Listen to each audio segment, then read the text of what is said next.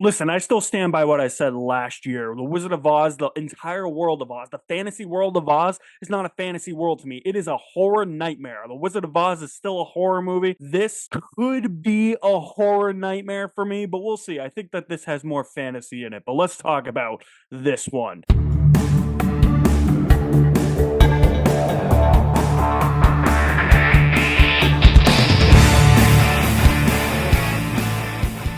What's going on, guys? Welcome back to the channel. Today I'm going to be talking about Wicked, a two-part adaptation of the popular Broadway play. This is part one of that adaptation, and this stars Cynthia Erivo, Ariana Grande, Jeff Goldblum, Michelle Yeoh, Jonathan Bailey, Elphaba, an ostracized but defiant girl born with green skin, and Galinda, a privileged aristocrat born popular, become extremely unlikely friends in the magical land of Oz. As the two girls struggle with their opposing personalities, their friendship is tested as both begin to fulfill their destinies as Glinda the Good and the Wicked Witch of the West. I'm not familiar with the Broadway play. As I've said, I am familiar with the world of the Wizard of Oz, and I think that this world is absolutely terrifying. The Wizard of Oz has traumatized me since I was a little kid, and I still haven't gotten over that fear of the Wicked Witch of the West. So, going into anything Wizard of Oz-ish now, I haven't seen Oz the Great and Powerful, and by any means, I haven't heard that that's all that great. I'm just going to be immensely terrified by the Wicked Witch of the West, except for maybe this movie, because as they say in The Maze Runner, Wicked is good. I know, right? Good it is. I was very surprised with this movie. I had an absolute blast with this movie. Musicals are starting to become more of a thing in mainstream cinema and pop culture. They kind of went away for quite a bit. Now they're making their way back here in the late 2010s, early 2020s,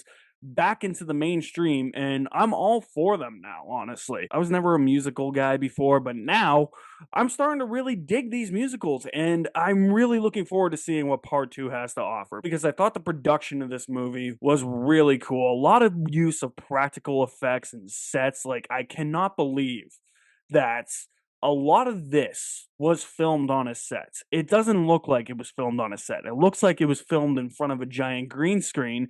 But that's not a detriment to the movie. That's not me saying, oh, the movie looks fake or anything. There's an aspect of the movie that does look fake, and I'll talk about that in a minute. But I was happy to know that sets were built for this. They even built a large-scale model train for the train that goes to Oz. Like, it looks real. The production design, the models, the sets, the costuming, all of it is top notch. They really put the time and effort in to not just capture the magic and the experience that you would have watching the Broadway play, but also the magic and experience that you would have watching The Wizard of Oz. Not this guy, though. Horror movie. Again, horror movie. And with that, you have some picturesque backgrounds. There's a lot of vibrant colors in here. Obviously, lots of yellows, pinks, greens, grays, reds, and blues as well, that just make the world of Oz, the magical world of Oz, feel much more magical and feel much more vibrant. There's a lot of energy to this world, and the picturesque backgrounds that they use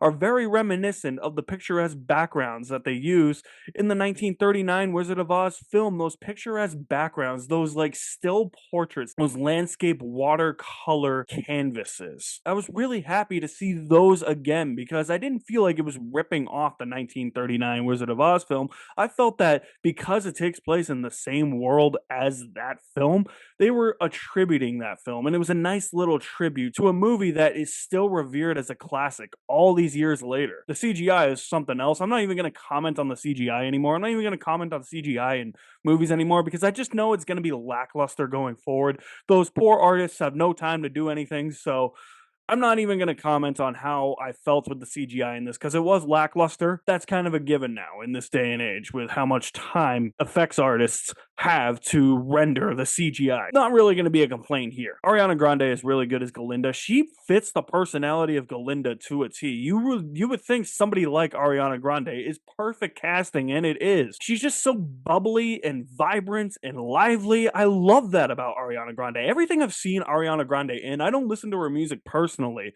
but I know I've heard her sing, And everything I've seen her in from TV shows, like I know she was back on Nickelodeon, everything, she knows how to act. I'm not saying that she's like the best actress in the world or anything, but I can honestly see her getting a nomination for Best Supporting Actress in this, and she just knows how to bring it. She knows how to be that bubbly person. And from all intents and purposes, she just seems really bubbly in interviews in real life, and I like that she's bringing her personality into this movie. But Cynthia Erivo as the Wicked Witch of the West, Alphaba, holy shit. Give this lady an Oscar nomination right now. She is so good in this movie. I've seen Cynthia Erivo in other things, and she's been fantastic in those things. This is by far the best performance I've ever seen her give.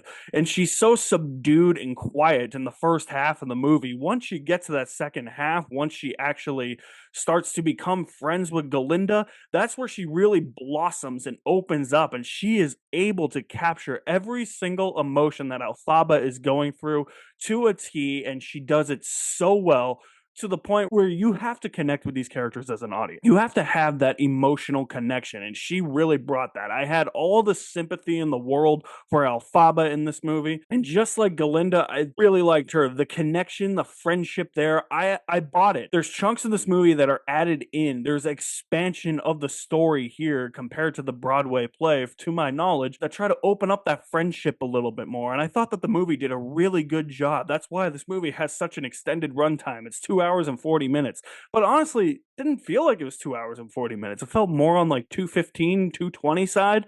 Even then, that's still long.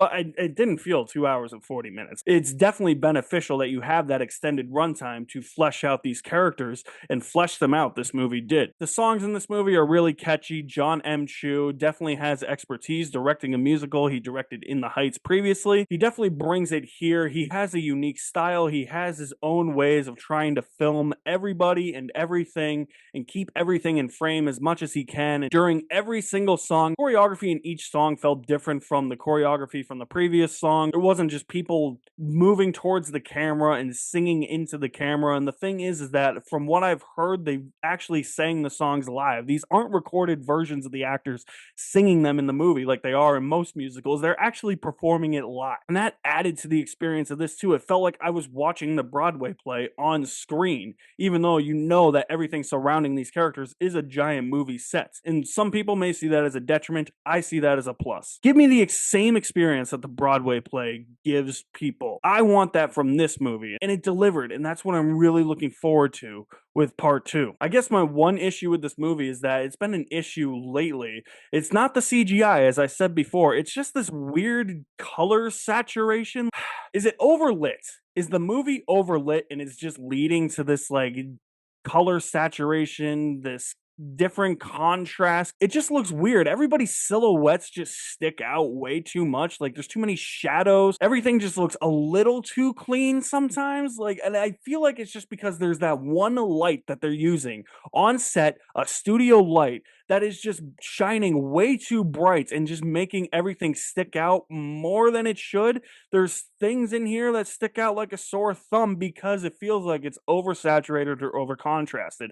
This has been a problem with me in a couple of movies this year. It's a massive problem I have with Indiana Jones and the Kingdom of the Crystal Skull. Watch my review for that. You'll understand what I say, where it looks like things look more artificial than they actually do. Things look more fake. I kind of alluded to it earlier where it didn't look as good as it probably could. The CGI was the least of my concerns because, as I said, visual effects artists don't get paid enough for the time that they're given to render the effects. They're barely given any time. But the desaturation, color contrast, overlit studio lighting of the sets hindered some of the awesome vibrancy that this movie had. And that's really my only complaint with Wicked. I thought that this was a fantastic movie, surpassed expectations, because I'll come out right now and say this. The trailers did nothing for me. I thought that this was going to be a really cheap looking musical, and it wasn't. They took the time and effort to build as many sets and props as they could. Actresses are really good. The live singing is awesome. The songs are great. I loved everything about this movie except for the way it looked in some scenes because of the desaturation in the color palette. I think Wicked is definitely worth watching with a full bucket of popcorn. I cannot wait for part 2, guys, next year. It's gonna be really cool. I can finally watch The Wizard of Oz without any fears of anything, without saying that that's a horror movie. It still is. So if you guys have seen Wicked, let me know what you think of it in the comments section below. I'll leave my link to my website in the description below as well. You guys are the best. Thank you for watching. My name is Alex Madden, and I'll see you at the movies somewhere.